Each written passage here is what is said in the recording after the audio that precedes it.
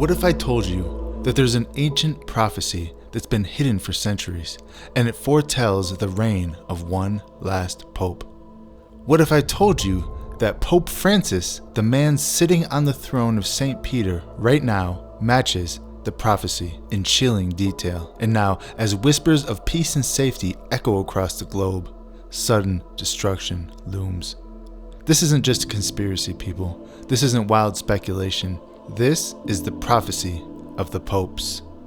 You see, in the 12th century, an Irish bishop named Saint Malachy received a vision of all future popes, carefully documenting 112 cryptic Latin phrases, each corresponding to a future pontiff. For centuries, this prophecy remained hidden, only to resurface in the 16th century with shocking accuracy. It ended with the 112th pope, the final leader of the Catholic Church, a pope only known as Petrus Romanus, which means Peter the Roman.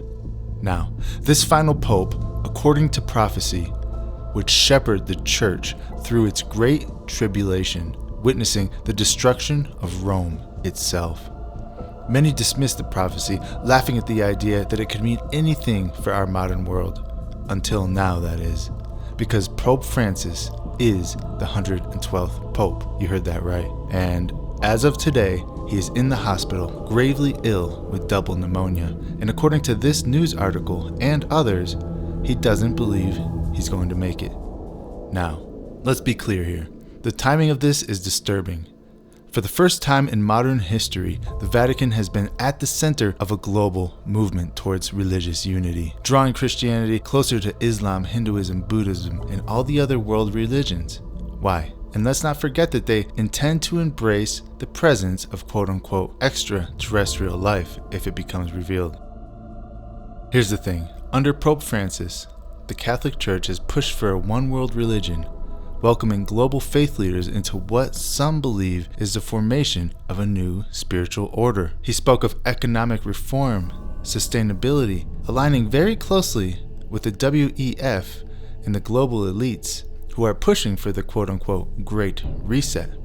Furthermore, he encourages interfaith unity, basically saying all paths lead to God, totally ignoring the fact that Jesus Christ himself said, "No one comes to the Father except through me." So we have this radical pope, who is the 112th pope, that aligns with the prophecy of the popes, who at this very moment is on his deathbed, suffering from double pneumonia. And here's where things get even stranger. You see, the Bible gives us very specific warnings about the days before sudden calamity. 1 Thessalonians 5:3 tells us, "For when they shall say peace and safety, then sudden destruction comes upon them."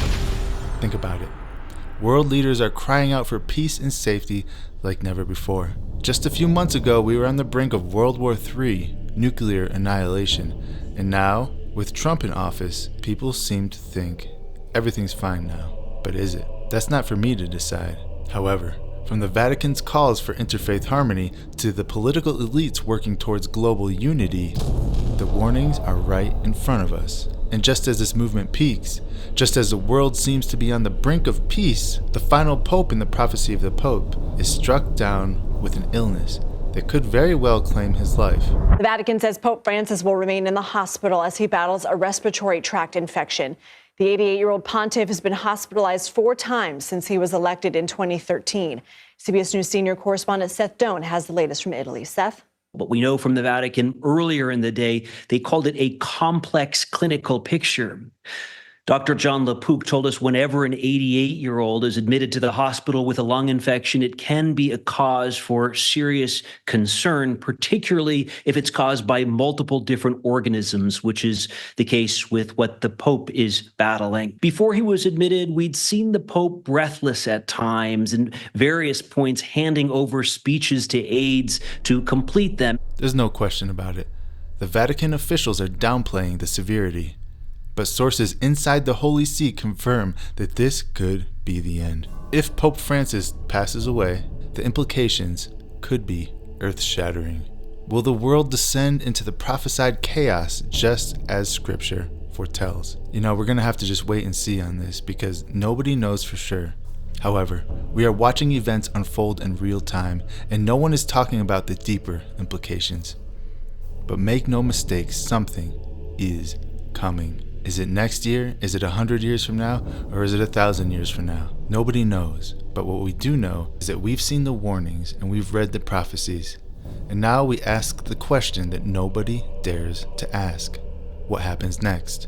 The final pope. Tell us about that, Tom. Yeah, Gary, and first of all, let me preface this by saying it is not hype to say that this is the most important research I've ever personally been involved in.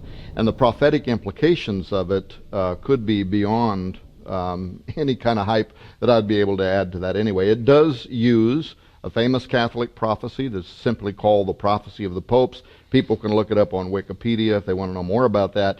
But what makes this prophecy important is that given almost 900 years ago, 1139 or approximately 900 years ago, was published out of the secret archives of the Vatican, right? Brought out and put into a book called Lignum Vitae over 400 years ago. But what does this prophecy do? What does it say? Well, it tells us every pope that would exist from the time of Malachio Morgare, so Celestine II, down to the final pope, who it names Petrus Romanus, Peter the Roman.